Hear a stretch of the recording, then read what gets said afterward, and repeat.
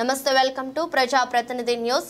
ఖమ్మం జిల్లా సత్తుపల్లి పట్టణంలో స్థానిక మాధురి ఫంక్షన్ హాల్లో సత్తుపల్లి నియోజకవర్గ ప్రైవేట్ విద్యా సంస్థల యాజమాన్యులు మరియు ఉపాధ్యాయుల సంఘం ఆత్మీయ సమ్మేళనం జరిగింది.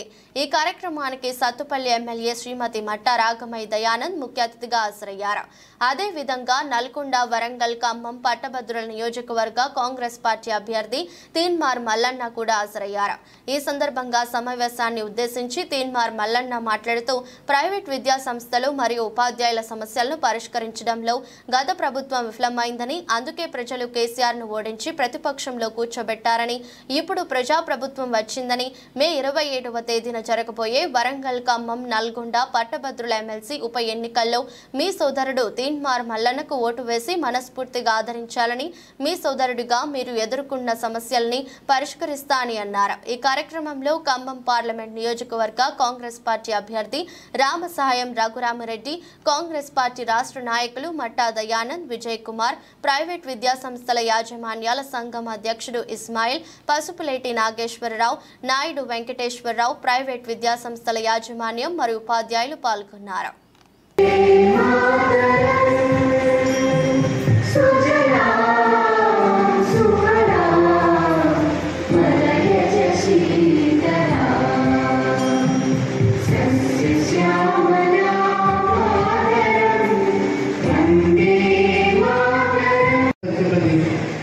ఈ కార్యక్రమానికి ఇంత మండు టెండలో మీ యొక్క అమూల్యమైనటువంటి సమయాన్ని, మీ యొక్క వేసవి సెలవులను త్యాగం చేసి ఈ కార్యక్రమం జయప్రదం చేయడానికి, ప్రైవేట్ పాఠశాలల ఆత్మీయ సమ్మేళనం కార్యక్రమం విజయవంతం చేయడానికి విచ్చేసినటువంటి మీ అందరికీ కూడా నేను ముందుగా శిరస్సు వహించి మా యొక్క ప్రత్యేకమైనటువంటి కృతజ్ఞతలు తెలియజేస్తున్నాను.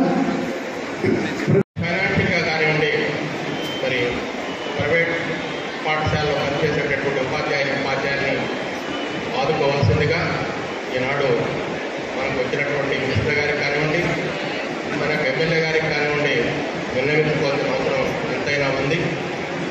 అదేవిధంగా మీరంతా కూడా మాకు విన్నట్టు ఇప్పుడు ఉండాలి. అదేవిధంగా ఇక్కడ మేనేజ్మెంట్ వేరు, ఉపాధ్యాయులు వేరు కాదు. మనమందరం కూడా ఒక కుటుంబంలోని వాళ్ళం.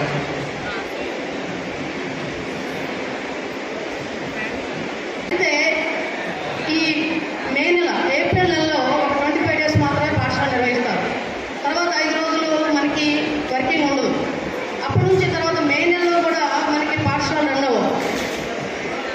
తర్వాత మళ్ళీ మనకి జూన్లో స్టార్ట్ అవుతుంది. ఈ 45 రోజులు దగ్గరగా ఎటువంటి శాలరీ లేకుండా మనం ఇంటి దగ్గర కూర్చోవాలి. లేదా 100 రోజులు కరువు పనికి వెళ్దామన్నా, లేదా ఏదైనా ఒక పనికి వెళ్దామన్నా కానీ అయ్యో పంతులు గారు వచ్చారు, నిన్నటి వరకు బయాలజీ టీచరు వచ్చారని చెప్పి మళ్ళీ సొసైటీలో కొంచెం చిన్న చూపు చూస్తుంటారు. ఆ పని చేయలేం మనం. మన విద్యార్థులు మనం చూస్తుంటారు పల్లెటూరులో కానీ సిటీల్లో కానీ. నా అభ్యర్థులు ఏంటంటే ఈరోజు ఎంతో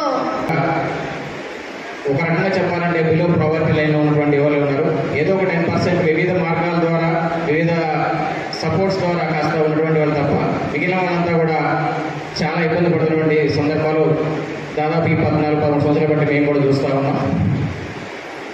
మీరు అన్నటువంటి ఈ రేషన్ కార్డ్స్, హెల్త్ కార్డ్స్, అదేవిధంగా ఒక గృహ నిర్మాణం సంబంధించినటువంటి స్కీమ్స్ ఏదైతే ఈరోజు గవర్నమెంట్ అనౌన్స్ చేస్తుందో, ప్రతి ఒక్క వెల్ఫేర్ స్కీమ్లో ఈ ప్రైవేట్ పాఠశాలలో పనిచేస్తున్నటువంటి ఉపాధ్యాయులను కూడా ఇప్పించేటువంటి ప్రయత్నం చేస్తానని చెప్పి మీ అందరికీ తెలియజేస్తాను.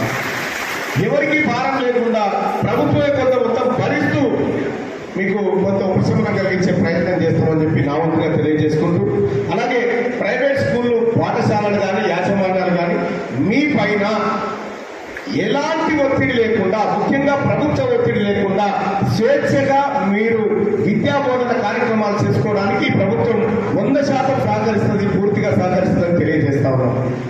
ఇంకంతే కాదు, ఏ కష్టం వచ్చినా ప్రభుత్వం డోర్లు తెరిచి ఉన్నాయి. కాబట్టి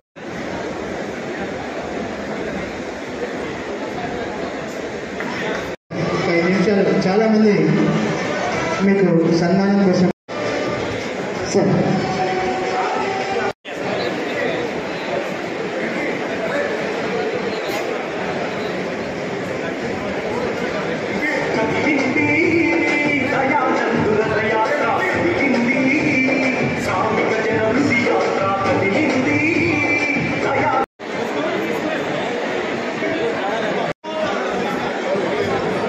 కృష్ణమోహన్ గారిని వేదిక మీద